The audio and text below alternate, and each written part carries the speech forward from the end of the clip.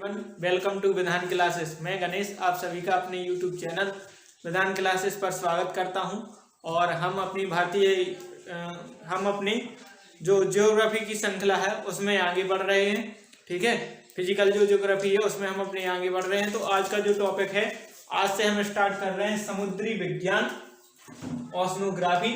इसमें हम समझेंगे कि समुद्री विज्ञान में कौन कौन सी घटनाएं होती हैं, समुद्र के अंदर कौन कौन सी घटनाएं होती हैं, कौन कौन सी आकृतियां समुद्रों में आती हैं। ठीक है, और कितना जो भाग है हमारी पृथ्वी पर जल का फैला हुआ है, और कितने प्रतिशत भाग महासागरों में है, कितने प्रतिशत भाग नदियों में है, कितने प्रतिशत भाग तालाबों में है, और कितने प्रतिशत भाग भूमिगत जल में है। इन सभी पर हम चर्चा इस लेक्चर में करने वाले हैं। साथ ही साथ हम देखेंगे कि महासागरों के अंदर कौन कौन सी जो आकृतियां बनती हैं, कौन कौन से उच्चावच बनते हैं।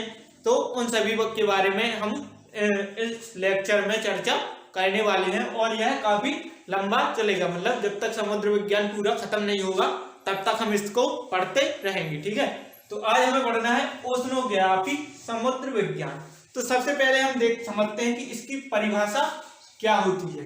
तो सबसे पहले हमें समुद्र विज्ञान की क्या समझना है, परिभाषा।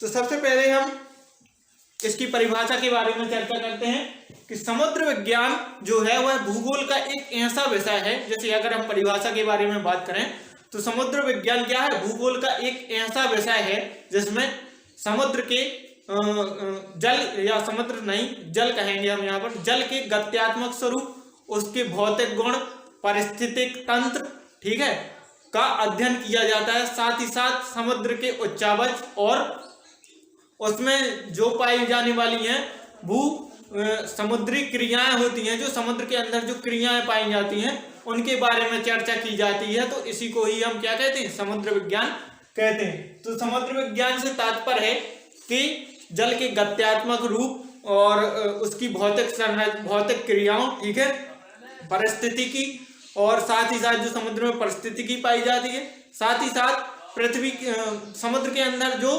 भूगर्भिक संरचना होती है उनके बारे में अध्ययन किया जाता है। साथ ही साथ जिसमें समुद्र में के अंदर पाई जाने वाली जो क्रियाएं हैं, जैसे ज्वालामुखी, भूकंप आदि है, इनके बारे में जब हम चर्चा करते हैं तो उसी को हम क्या कहते हैं, समुद्र विज्ञान कहते हैं। तो यही हमें पढ़ना है।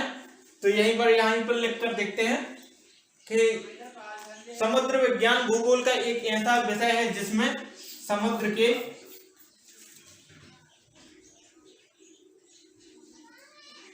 गत्यात्मक स्वरूप, ठीक है, भौतिक गुण,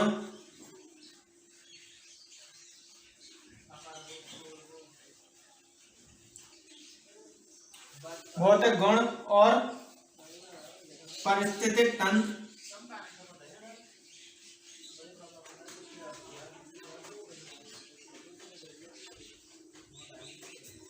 तथा निचले उच्चावच,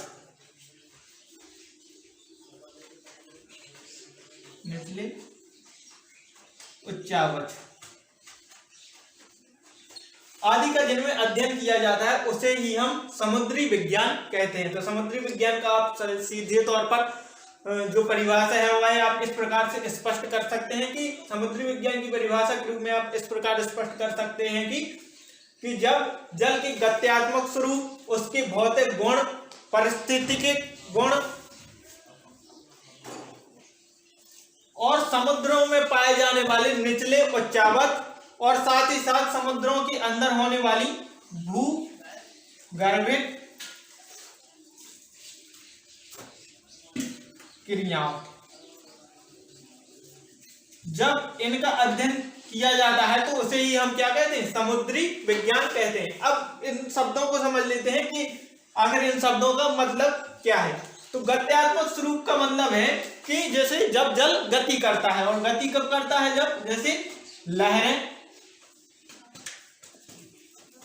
और तरंग,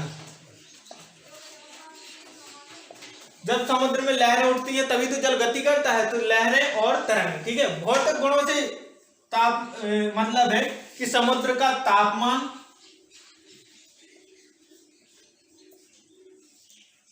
घनत्व, लवणता,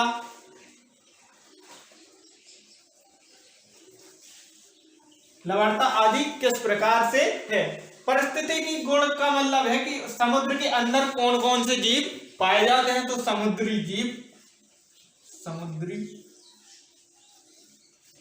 जीव, ठीक है।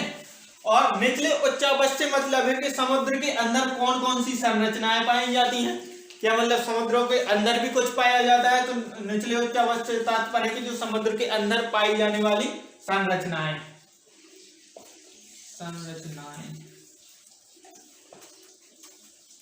और भूगर्भिक क्रियाओं से मतलब है कि जो समुद्र के अंदर भूगर्भ में जो क्रियाएं होती हैं, जैसे ज्वालामुखी आता है, कभी कभी भूकंप आते हैं, तो उनके बारे में ज्वालामुखी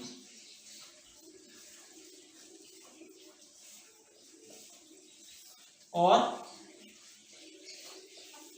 भूकंप।